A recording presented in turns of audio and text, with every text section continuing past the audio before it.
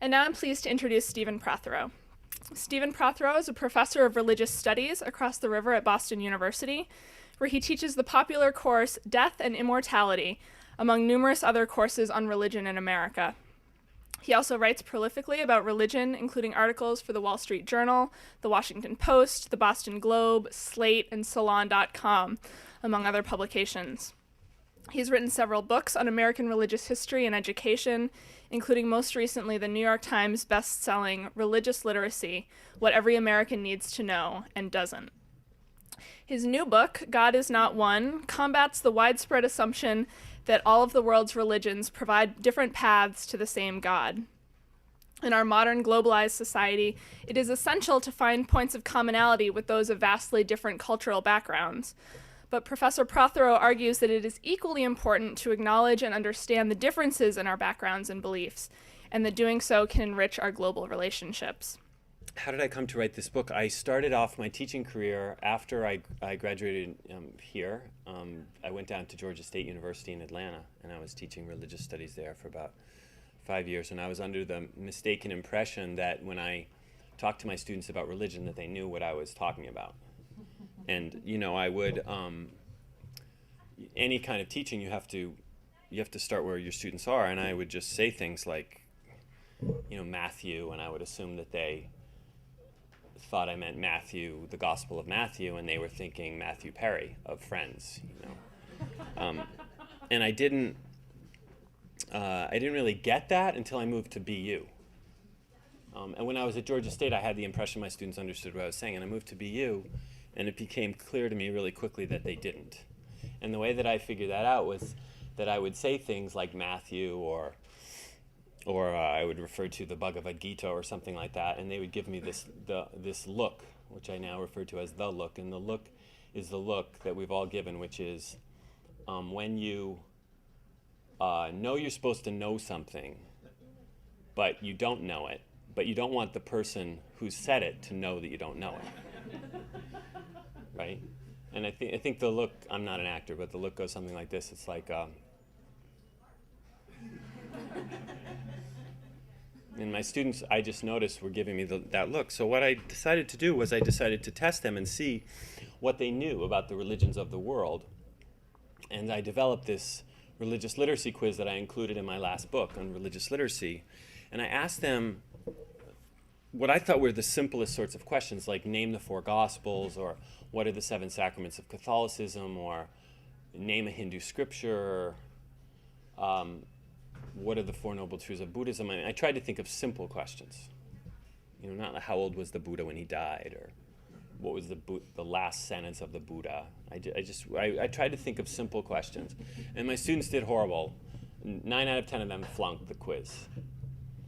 And the part that really amazed me that they did so badly on was a section on the Bible, where I had biblical characters on the left side of the quiz sheet and then biblical stories on the right. So the goal, for example, was to match the left side, Adam and Eve, with the right side, the Garden of Eden. Who were those 2 in the Garden of Eden? I think it was Adam and Eve. And others were, Abraham and Noah and Paul. And then there was, on the right side would be, the binding of Isaac and, the flood and the road to Damascus. And I would want them to draw, from one side to the other. And one of the choices also was Jesus. I think maybe that was crucifixion. I'm not remembering what it was. But anyway, a lot of the quizzes came back where the line was drawn from Jesus just to all the ones on the right side. Like, I've heard of this guy. Like, he must have been involved in these stories in some way or another. Or, like, that's a good guess. Like, they had been trained in the SATs, if you sort of go with your first intuition or something. So that made me realize that my students really knew very little about the religions of the world. And if I was going to be teaching them about the world's religions, I had to sort of start from zero. And I just thought this was strange, given how religious America is, right? This is one of the most religious countries in the world. And so then I started wondering about my own children, and my father was a medical doctor. He was very keen on separating the work life from the home life, and I realized I was doing that too. I wasn't really talking about religion with my kids, I wasn't going to talk shop with my kids. And so I was wondering, what do they actually know about religion, So I was at a Bible Sunday in the Lutheran church. And Bible Sunday in the Lutheran church is a day when the kids who are baptized I think they're in second grade, and they're given a Bible. And in the Lutheran tradition, when kids are baptized, the parents and the godparents promise to, among other promises, to put the scriptures in the hands of their children. And this is the day, Bible Sunday, when you literally put the scriptures in the hands of your children. And so I was given this Bible, I guess you could call it a children's Bible. Had a picture of Jesus on the cover,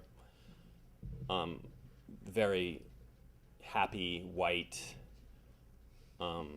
American-looking Jesus. He actually looked a lot like me, except he had more of a cleft, chin or whatever.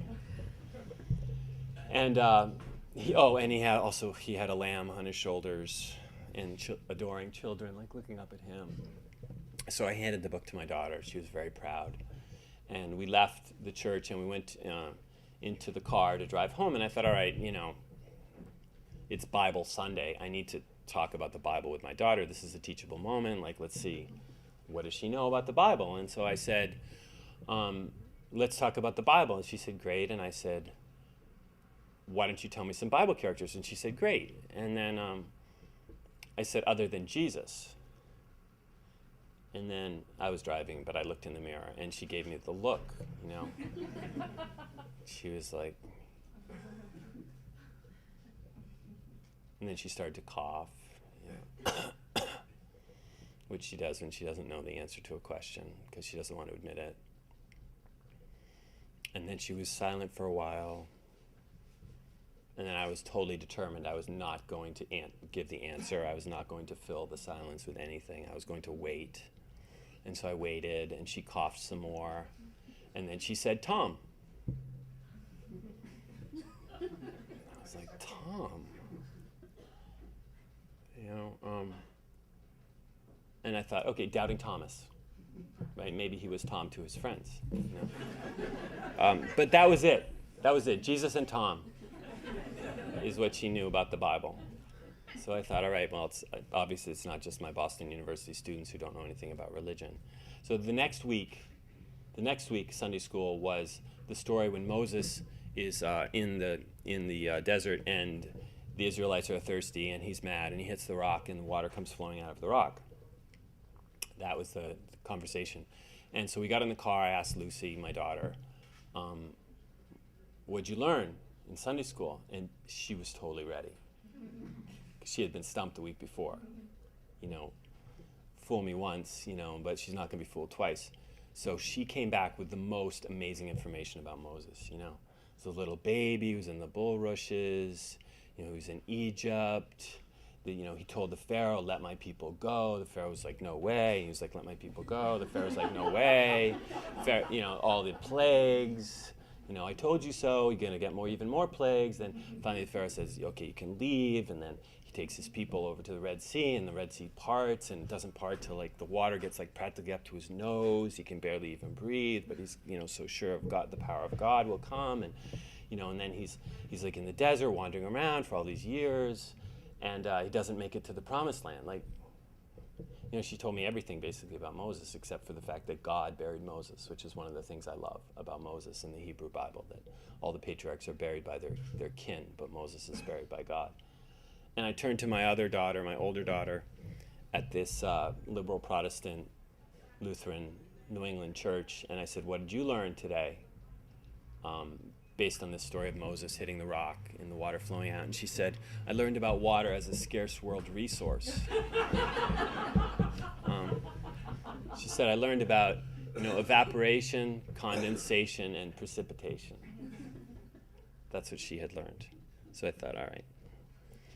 And then I was talking to this colleague of mine from Austria just a couple weeks later. He had come to Boston University to teach a course on Catholicism, the historical relationship between Roman Catholicism and Orthodoxy in the Christian tradition. And he was an expert on this. He was an expert on Orthodox. He was actually an advisor to the Pope. He was Catholic. He was an advisor to the Pope on Orthodox Christian Catholic relations. He was so excited to come to America and teach this course. He said to me, he said, Steve, you know, I can't really teach this course because all my students, they go to church every Sunday and they don't know anything about Christianity.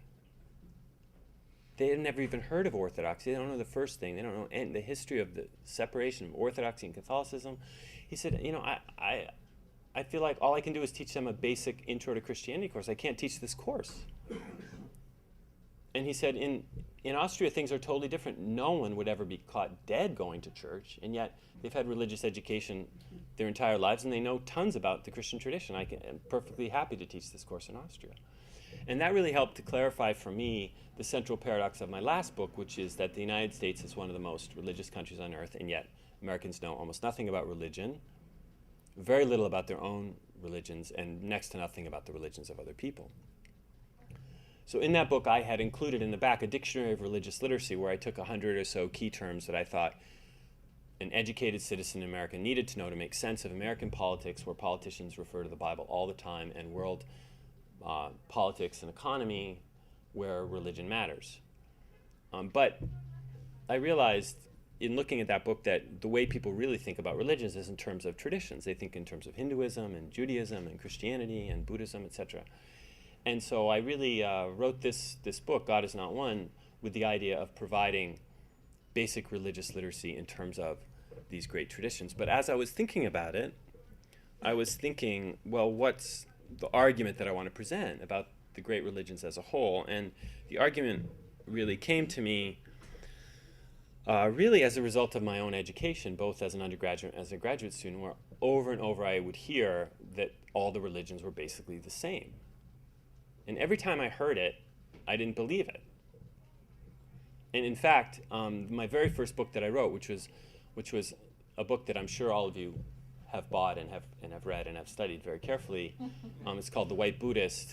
It sold 500 copies, maybe 505 copies. And almost all those were to libraries, and almost none of them were read by anyone in the libraries, which isn't just speculation. It's actually empirically verifiable because I have placed personally $5 bills in many of the copies of these books in libraries, and I have gone back to check, and either there are very wealthy readers of the books who don't care about the money, or else no one has opened the books. But in the beginning of this very important and utterly unread scholarly book that I wrote on the history of American Buddhism through the eyes of the first American convert to Buddhism, Henry Still Olcott, who is, alas, not yet a household name. In the preface to that book, I wrote about my experience as a graduate student, where I kept hearing at the Harvard Divinity School that all religions were basically the same, and how I just thought that was ridiculous, and I couldn't believe that educated people, much less professors, would tell me that, and that this book was, to some extent, a retort to that idea.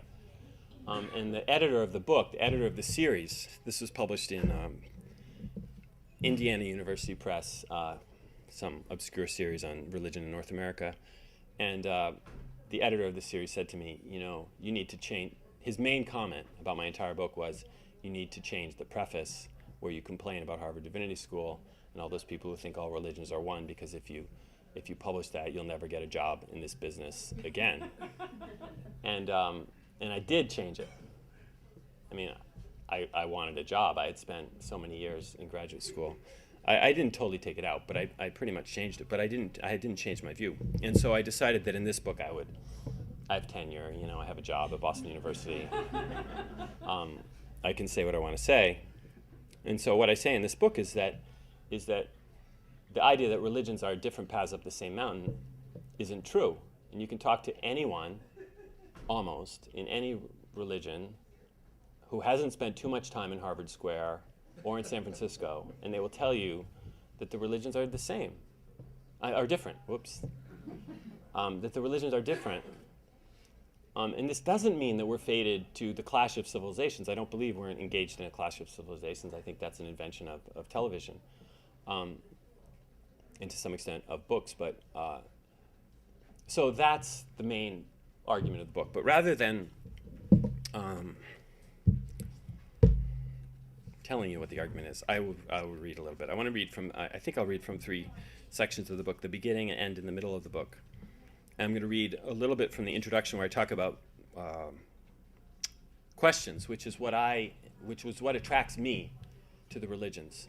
There's a lot of criticism of religions that they're about dogma and that they're about doctrine and that they make claims about how things really are in the face of the fact that we don't know how things really are. And I think actually religions are about asking and entertaining questions. At least that's for me what intrigues me about them. Less about the answers they give than the questions that they offer. And I think you can discriminate among the religions and see the differences across the religions based on the questions that they ask. So I want to read a section on that, and then I'll read something about Taoism, and then I'll read something about elephants. I think that's my strategy. So this is called Big Questions. Every year I tell my Boston University undergraduates that there are 2 worthy pursuits for college students. One is pre-professional, preparing for a career that will put food on the table and a roof overhead. The other is more personal, finding big questions worth asking, which is to say questions that cannot be answered in a semester or even in a lifetime. How do things come into being? How do they cease to be? How does change happen? How does anything stay the same? What is the self? Who or what is God? What happens when we die? As predictably as fall follows summer, incoming college students bring into classrooms big questions of this sort. And just as predictably, many professors try to steer them towards smaller things, questions that can be covered in an hour-long lecture and asked and answered on a final exam. But students have it right. At least in this case, bigger is better. Before I came to describe myself as religiously confused, I thought I had the answers to the big questions. I now know I didn't even have the questions right. If, as Muhammad once said, asking good questions is half of learning, I was at best a half-wit. Today I try to follow the advice of the German poet Rainer Maria Rilke to love the questions themselves, and not least this one from the American mystic Walt Whitman. And I quote, "What saw you to tell us? What stays with you latest and deepest of curious panics, of hard-fought engagements or sieges tremendous, what deepest remains?" There are all sorts of reasons to try to become more religiously literate. One is civic. It is impossible to make sense of town or nation or world without reckoning with religion's extraordinary influence for good or for ill. There are also personal reasons to cultivate religious literacy, including the fact that learning about the world's religions empowers you to enter into a fascinating, multi-millennial conversation about birth and death, faith and doubt, meaning and confusion.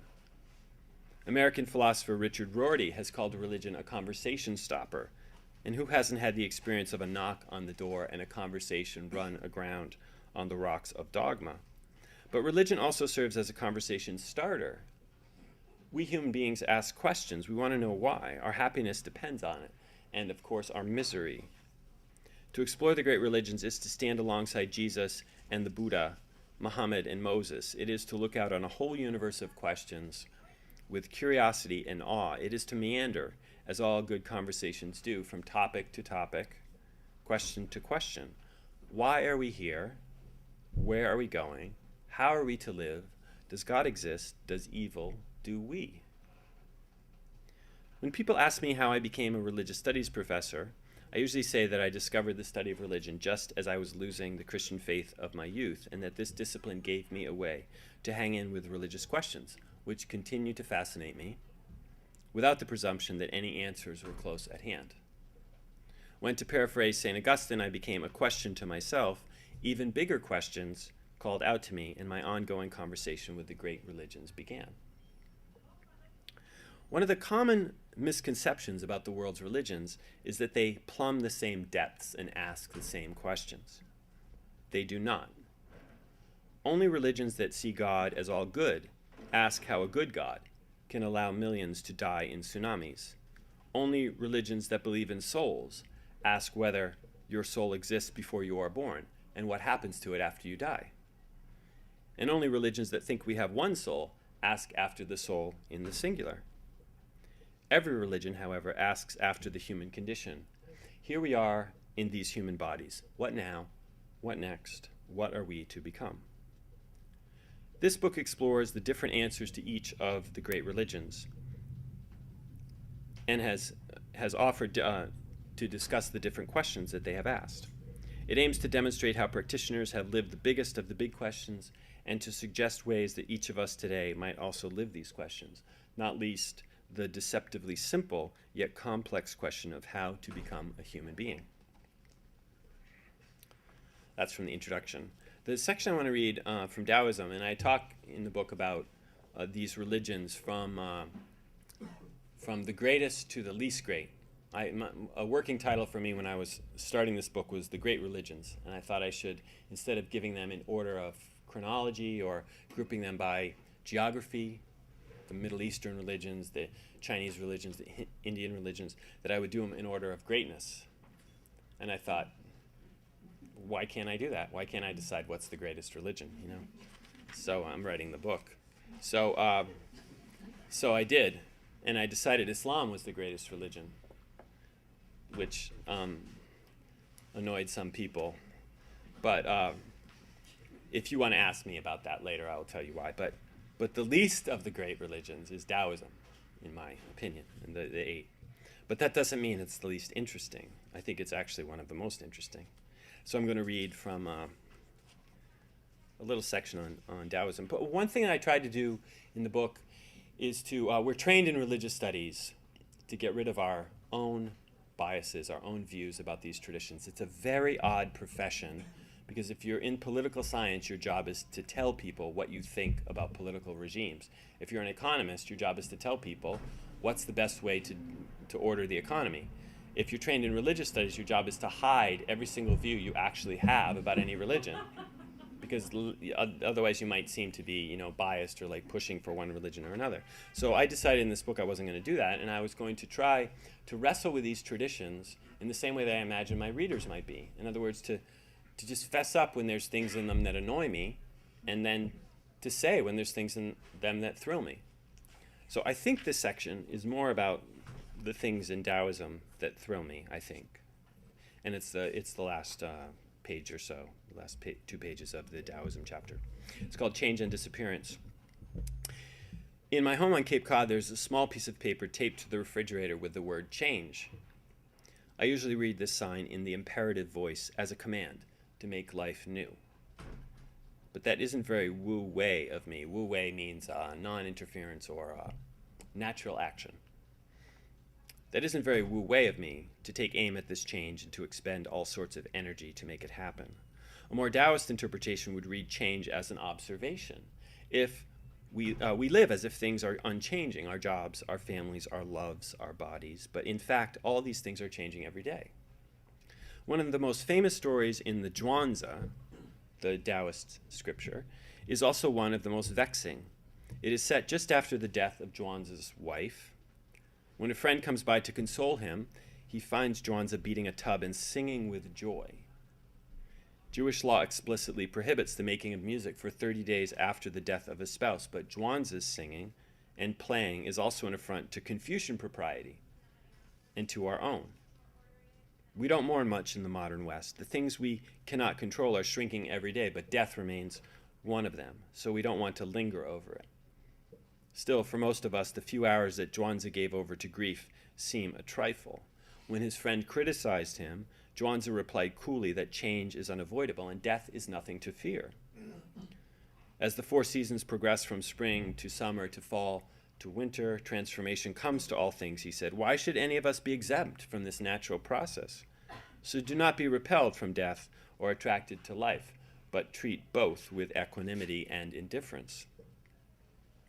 Oh, and do not be afraid to respond to sickness and death and to fear itself with laughter and music and play.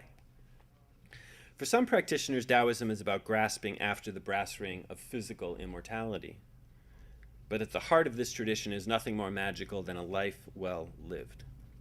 If we are confused about why such a goal is religious, that is because we are confused about religion, which, as China's traditions teach us, does not cease to be religious when it refuses to promise a changeless afterlife. After Lao Tzu and Zhuangzi, the two great writers of the early Taoist scriptures, Taoism doubtless drinks deep of the gods and goddesses, scriptures and sects, priests and prayers we recognize as the stuff of organized religion. In fact, it dives into the deep end. But throughout its long evolution, it remains committed first and foremost to vitality, to the goal of human flourishing. For Confucius, to be human is to be social. For Taoists, to be human is to be natural. According to many Confucians, being human is not a birthright, but a hard-won accomplishment, and it is accomplished by the labors of society. The Confucian thinker Junzi, Mencius's nemesis, regularly resorted to metaphors from the trades, hammering, steaming, bending, to describe this arduous process of becoming something other than what we once were.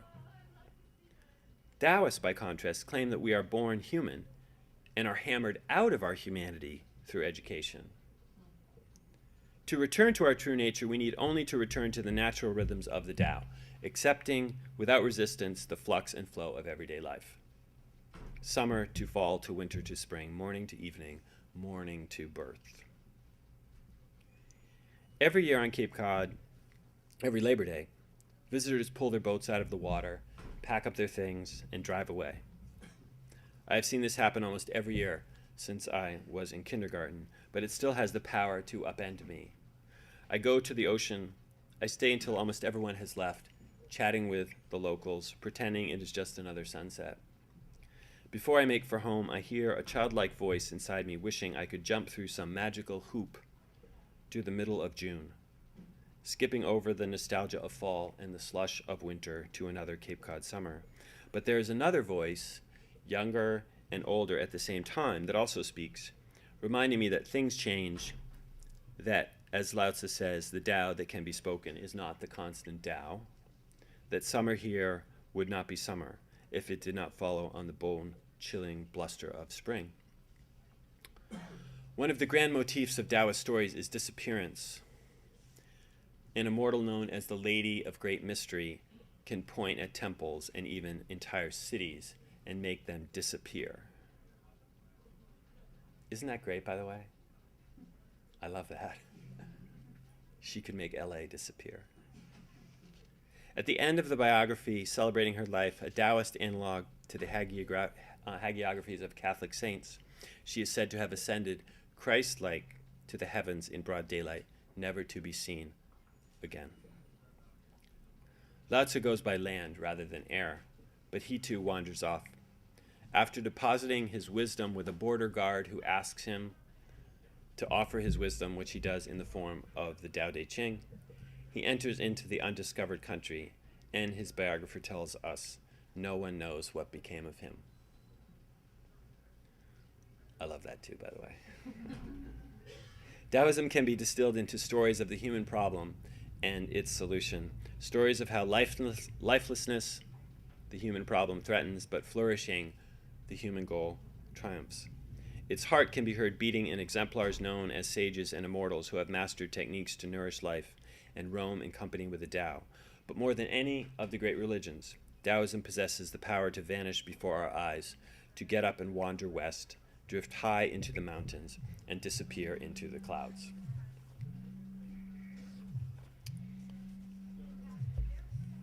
Okay, and the last section I'll read before there won't be any criticisms, right?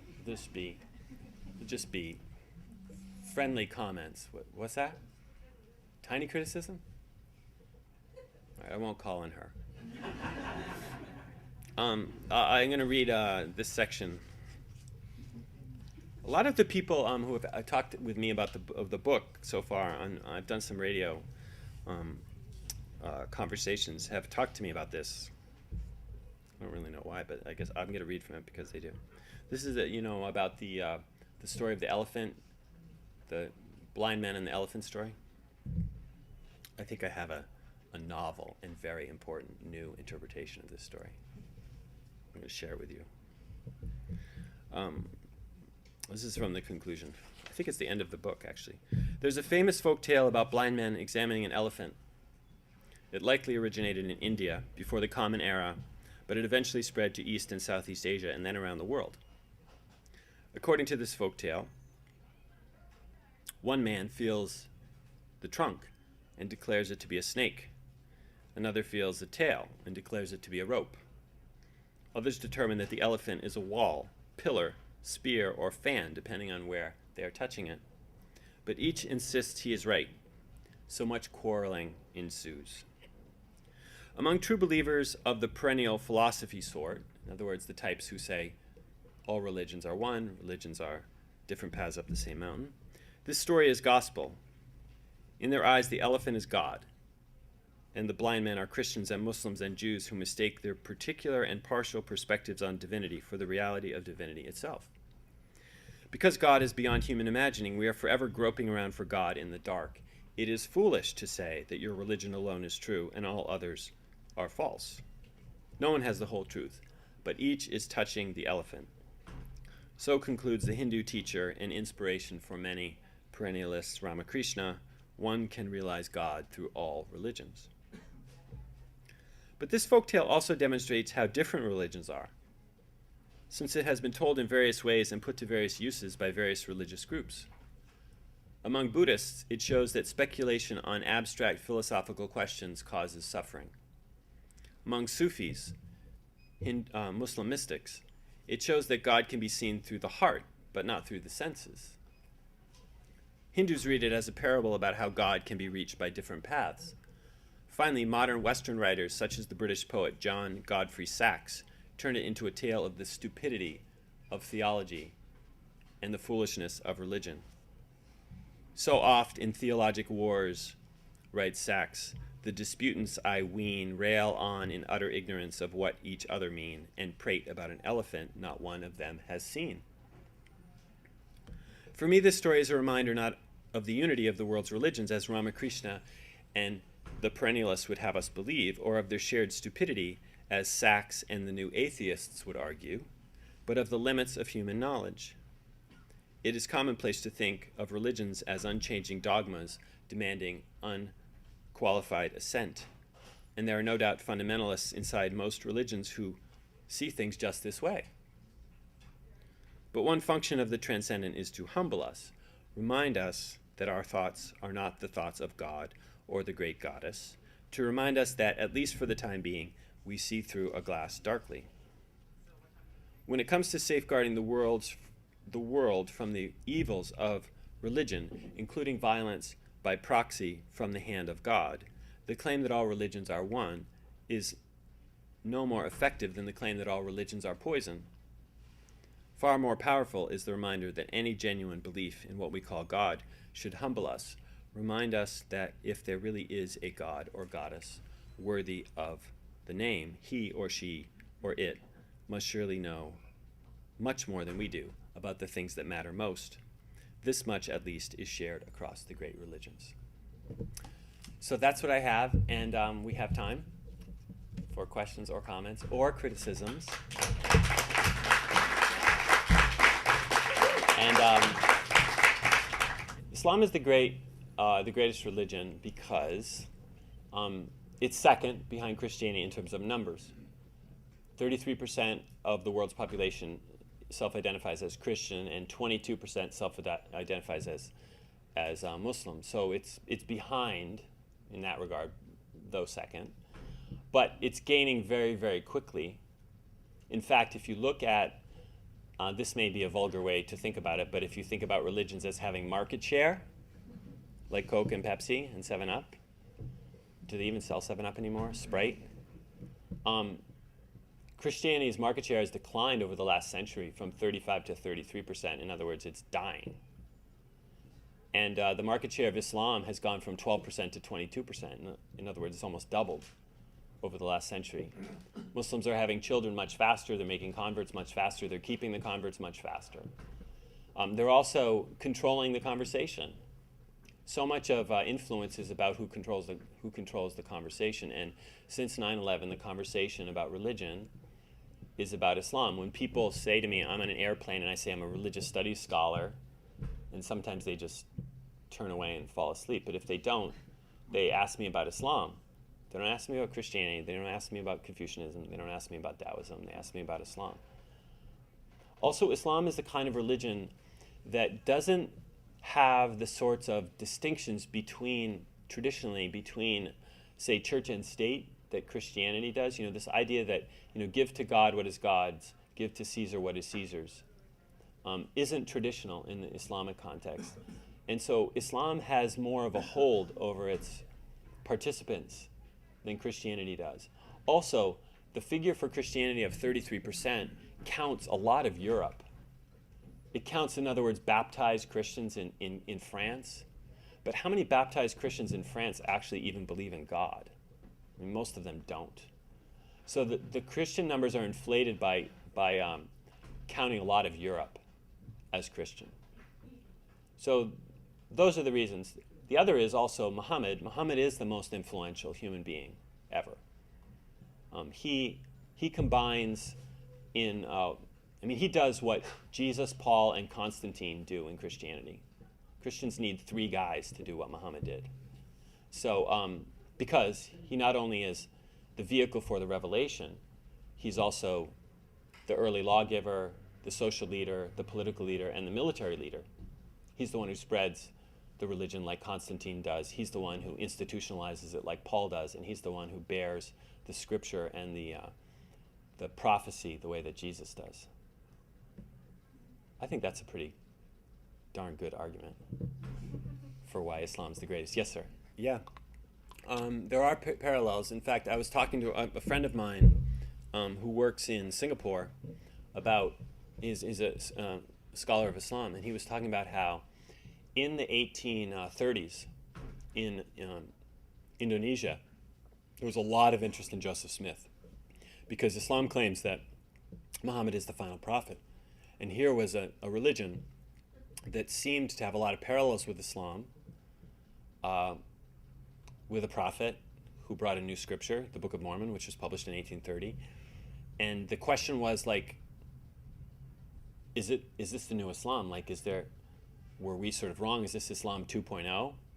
And there was a lot of writing, I'd never known about this, in the 1830s and the 1840s in Indonesia about this guy, Joseph Smith, on precisely these grounds, including the polygamy question. Like, he seemed to understand that, it wasn't right for a guy to have just one wife. Like, that number was too small, So other people have drawn that connection. And Mormonism is growing quickly. But, even so, Mormonism is growing fast. But you compare it as a world religion. I think the figure for Mormonism, and don't quote me on this, although this is being taped, isn't it? It's either 12 or 16 million. Pretty small, pretty small. But it is growing quickly, Mormonism is, all around the world, including in Latin America, which is surprising because in Mormonism you're not allowed to drink coffee. And so when the missionaries go down to Brazil, they say, hey, why don't you convert, but you need to stop drinking coffee.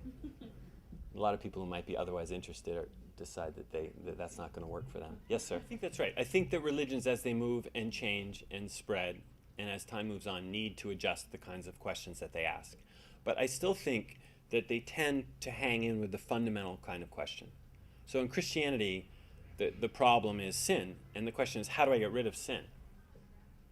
And I don't think that question has really fundamentally changed in Christianity. I still think that's a question, and I think it's very different from, say, the Buddhist question of the problem is suffering, and how do we get rid of suffering? In fact, if you are in the Christian camp and see the problem as sin and the goal of salvation, suffering might actually be good. And there's a whole tradition, of course, in Christianity, like that Jesus suffered. Like, the more we suffer, the more we're like Jesus, and the more closer we are to salvation, the closer we are to the religious goal. And so one religion takes you to maybe maximize your suffering, like we see in martyrdom, for example.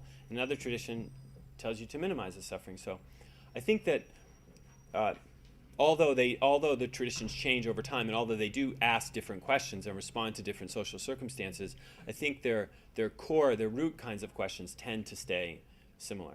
And I think that's why, for example, I talk in the book about how I don't want to talk about salvation in religions other than Christianity, because I think salvation is a Christian term. And when you say something like, who's going to be saved, you're asking a Christian question, right? That's the question that's asked by the centurion who's looking at Jesus on the cross. He says, well, what do I have to do to be saved? When you say, oh, Hindus can be saved, Hindus and Buddhists will be saved, you're being a nice Christian, but you're still being a Christian. And you should realize that when those Hindus and Buddhists are saved and they show up in heaven and everybody's singing like, Kumbaya and, oh God, our help in ages past, they're going to be pissed off, right? They don't want to be in heaven. They want to have moksha, they want to have nirvana. They want to have, whatever it is they're having, right? I mean, are the Christians going to be really happy when they show up in the afterlife and they're in the Muslim paradise? And like everybody's speaking Arabic? No, they're going to think, damn, I made a mistake, I should have converted when that Mormon missionary, sorry, not Mormon. I'm confusing Islam and Mormonism.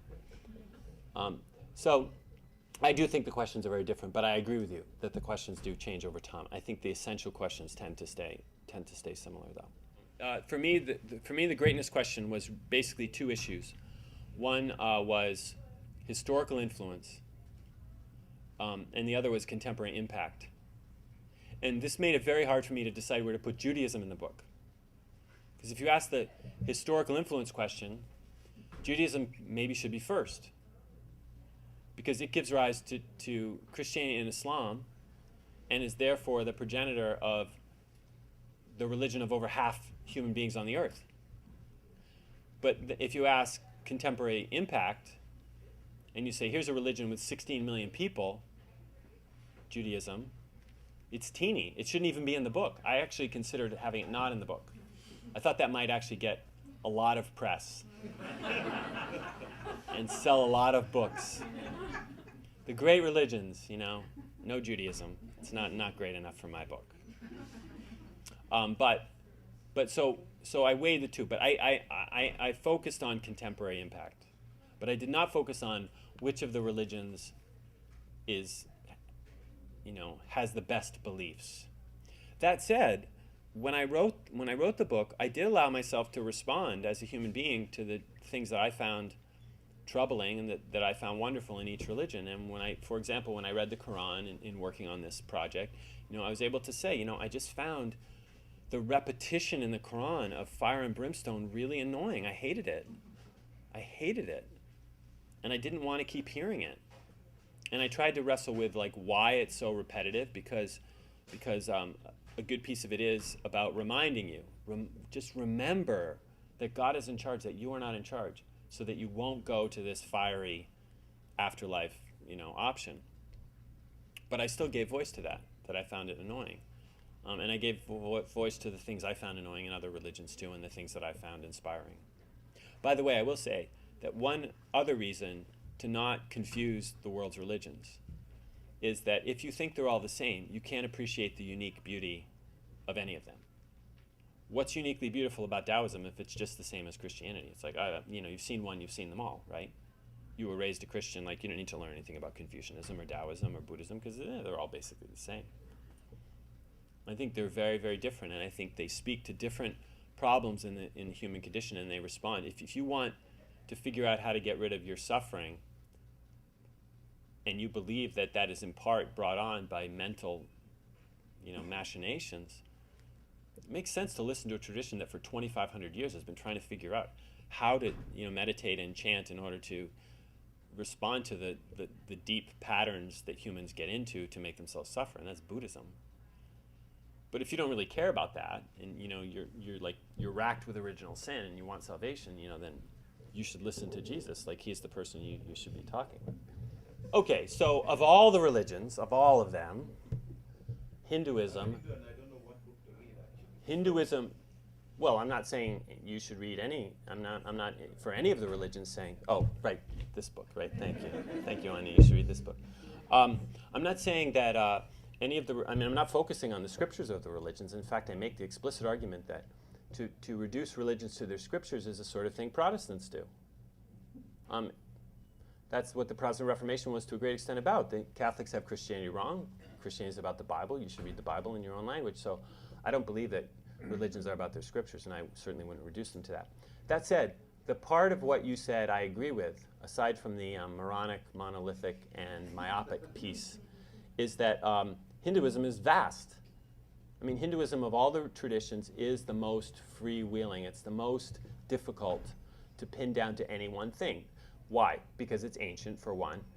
Two, which you mentioned, it has a lot of different scriptures. Three, and most importantly, it has an absorptive strategy.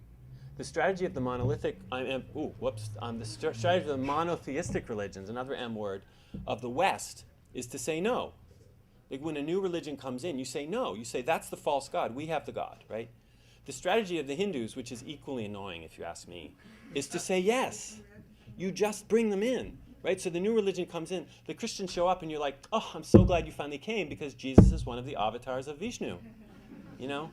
I mean, you know, you're 1,000 years after or 2,000 years after the Buddha, who is also one of the avatars of Vishnu, but it's nice to have you here. And you just sort of fold them all in. So when you're always folding the religions in, all those religions influences into your tradition, it becomes very hard to say, here I stand, right? Like Martin Luther says in the Protestant Reformation, here I stand, I can do no different, right? So I agree with you on that. That said, I still want to say that it is not impossible to talk about the kinds of problems that Hindus attack that are different. You know, classically in Hinduism, the problem is that we just keep being born over and over again. And now Hindus have a lot of different ways to respond to that problem, right? Through these various yogas or margas that they have, right? It might be devotion, or it might be wisdom, or it might be karma, action. But still, I think it's fair to say, and I do argue, that the core problem in Hinduism is the fact that we keep being reborn over and over again, and that's not a good thing. And we want to get out of that. And the scriptures, whether it's the Mahabharata or the Ramayana or whatever it is, are responding broadly to that question. Now, are they asking other questions about ethics, about war, about gender relations, about the economy? Absolutely. And all religions do that. At least the religions that survive and prosper, they have to. They have to respond to a lot of different aspects of human life. But I still think that you can generalize about Hinduism, even though generalizations about Hinduism are probably more dangerous than about any of the religions that I've discussed in the book. Well, I've always taught about religion, so I mean, I think my students respond always with great questions. You know, I mean, I think that the students, I mean, the course it was mentioned earlier, I teach a course called Death and Immortality, which is our sort of stealth course in the Department of Religion because it doesn't have the word religion in it. And a lot of young people think religion is a bad word. So they don't want to be in a course with the word religion. So we lure them in with a course called Death and Immortality. They think, I like immortality and I don't want to die, so maybe I should come to the course. But they respond, you know, like I said in the first piece that I read, they respond with wonderful questions, and I think that I try to entertain them and keep them alive in the classroom and give the sorts of responses that different religions have to them. I'll try to reframe the question. The question had to do with what about spirituality? Here's 8 religions, right? What about spirituality, and particularly, what about the kind of spirituality that wants to have a different understanding of the creation story that's more friendly to the environment? More realistic and more friendly to the environment. And I think it's a great question. And this book is not about spirituality per se, although I always disagree with people who want to draw a sharp line between religion and spirituality, because where do these spiritual traditions come from? They come from religions. They're carried down through centuries and millennia by religions that, yes, may have annoying institutions and annoying leaders who tell you what to do and boss you around, but they have kept these traditions alive, right? So great to love yoga, but don't totally diss Hinduism, because Hindus are the people who kept this thing happening that made you able to do it and maybe we figured out. So that said, though, you know, my students are really interested in spirituality and they're not interested in religion. And I think that there is a kind of pan-spirituality that's being developed by people like Ken Wilber and others that you mentioned that is trying to draw on multiple religious traditions. And I frankly don't have a problem with that. The problem I have is when people try to not admit what they're doing, right? To say, oh, well, all the religions are the same and I'm just reporting. I'm much happier when they say, I know the religions are different, but like, check it out. This is my game. I'm going to pretend they're all the same. And I'm going to pretend that, they're all saying like we should protect the earth. And here are the resources inside each of them for doing that. And I think that's fine. And I think that that's important. But I think that that's a theological and an imaginative project that's different from the sort of repertorial, scholarly project of trying to say what the religions have stood for. In terms of the environment, I think it's really interesting to look at the religions and see what resources they have for taking care of the environment. And there are some wonderful resources, and there are some dangers. We talked a little about Hinduism. One of the things in Hinduism that you have is the notion that that water and rivers are goddesses, and that they can sort of purify anything you put into them because they're so powerful and so wonderful. And this is actually, some people have argued, this is one reason why we've allowed our rivers and our oceans to be despoiled, is because the idea is that they're sort of so sacred that they can take any pollution that we can put into them. So here's a good idea that also has some dangerous, can have some dangerous consequences. And certainly in the Christian tradition, you have resources where, humans seem to be told to go out and boss around the other animals by naming them, among other things. But then you also have the notion that humans are supposed to go out and be good stewards over the universe, right? In the traditions of India, you have a slippage between humans and other animals, right? The Jewish, Christian, and Muslim context for humans is they're very different from other animals, right? They're created, they have their own day, they're created in a different way from other animals, and so they're somehow utterly distinct in a way. But in traditions in which humans can be reborn as animals and animals can be reborn as humans, you might care more about animals if one of them is your great-grandmother, right?